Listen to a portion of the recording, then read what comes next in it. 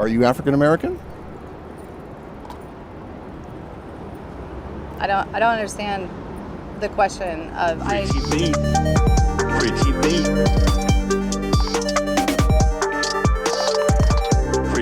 Welcome to the Free TV Network. This is Vega, back at y'all with another one.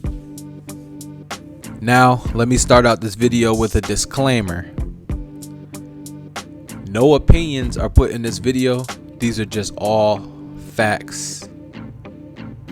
Well, here's the story.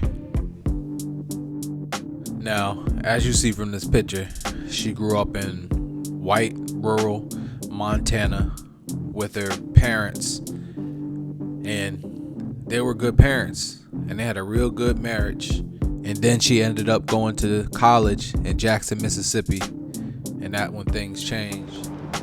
Is that your dad? yeah, that's my dad. Stop the cap. This man right here is your father? Right there? You have a question about that? Yes, ma'am. I Okay. was wondering if your dad really is an African American man. But the Dolezals say they became estranged from their daughter when she began to assume a new black identity and identified herself on a job application as part black. As professor of Africana Studies at Eastern Washington University, Rachel was clear. But I do identify as black. Dolezal was so entrenched in the black community that she was an outspoken civil rights advocate and even president of her local chapter of the NAACP. But it was the questionable death threats and reported hate crimes against Rachel and her family, which led to an investigation and questions about her race. You wanna play, bitch? Let's play. But she decided to push her reload meter into the red. Cause I keeps it real like that. Record. She decided to take action. I find out that you have not been completely honest with me and you lied just to get close to me, yes, I feel betrayed. Oh, you transracial though. Do you even know what transracial means, bro? What is transracial? What is transracial? Okay, I know what it is. It's bullshit. They started calling her blackface in the media. The news started getting on her heavy, and also the YouTubers were pushing a crusade on her. Needless to say, she was up out of there. You just said that for the past 5 years you've been in survival mode. Mm-hmm. Can you describe what that means?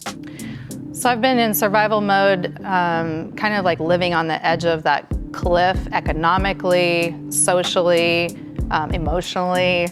Now, I know in the wake of all of the controversy, you lost your job, you lost your income, and how hard has it been to try to find a job? It's been impossible where I live. So I understand you've applied for more than 100 jobs? Yes. She's explaining what she's going through. She's getting a lot of sympathy. This isn't all the sympathy I saw in this research for this video.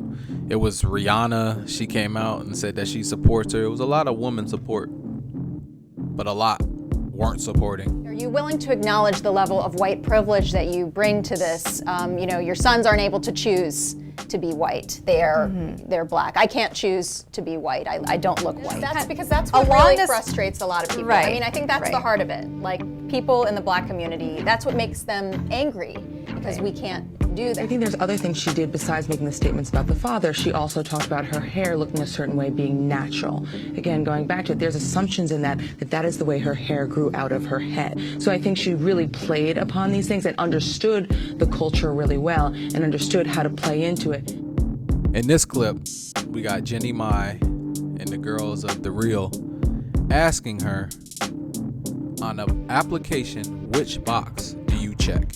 And this is her response. What would you have checked? I think when it comes to filling out forms, right, the form in particular usually defines things. And I've been a professor of African history, Black studies. Yeah, but which one you checked though? So it's like. And this dude was not having it. You could just tell all on his face. With the whiteness. Distancing yourself from privilege is privilege. When the police show up, I can't say, whoa, whoa, whoa, whoa. Just so you know, I'm not black. I'm actually white. Dolezal says that because of all the negative press, she's been having trouble getting a job. So a lot of her income comes from a side hustle she's had for a long time, doing black hair. She's also selling her artwork, which is something else she's been doing since she was young. But recently, she's been having trouble doing that too. This is kind of all pieces of recycled magazine paper. Right now I'm pretty broke, so I can't afford a lot of paints. Now, here comes thug life. To have you report to the jail no later than 5 o'clock on July 2nd. She won't be incarcerated, but she'll be fingerprinted and photographed, then released on her own recognizance. Calmly and confidently walking out of Spokane's county courthouse, Nkechi Diallo outwardly showed no signs of regret, charged with stealing nearly $9 grand from the state. Those 2 charges, and you can enter a plea of guilty or not guilty. How do you plead? Not guilty. She had claimed an income of only $300 per month. Money, she said, came from friends. But investigators learned about her very public book deal, revenue from which she hadn't reported to the state. State said she had also made money selling art, soap, and dolls. Money she also didn't all report. of that. But the simple fact that we're treating this woman who seems to have done something that feels like the height of cultural misappropriation as the top story. And the fact that we're asking her what, when really why is the most important question, because she's doing something that's on the level of being a con artist. In this clip, Dr. Phil comes straight out and asks her, okay, you know, this, that happened, but what is your ownership in everything? Let's see her answer. What is your ownership in it? Because I don't hear you taking ownership in it. There's 2 sides to everything. What did you do wrong here? Do you understand how it can look to people like... of course I understand how it... You're white when it's handy, you're black when it's handy. Shots fired. How I was living my life was not some kind of like a, open invitation for people to kind of just initiate their hate and pick on me. It's like Shout out to Dr. Phil, because he got an answer from her, but it wasn't really satisfactory. And, Dr. Phil, being out in the public eye, he pretty much knows what's going to go downhill and what's going to fly. And he gives her another chance after this. Check this out. You haven't answered the question, and if that is your answer, holy God, you don't want it to be your answer. I said, what is your ownership in this? And he said, well, I can't take ownership for all of it. Right. But then you proceeded to take ownership for none of it. There you have it. Let me know what you guys think in the comments. Do you guys feel sorry for Rachel? Do you think she did the right thing? Do you think it was wrong? I don't have any opinion on it because I just report. This is Vega, signing off. Pretty beat.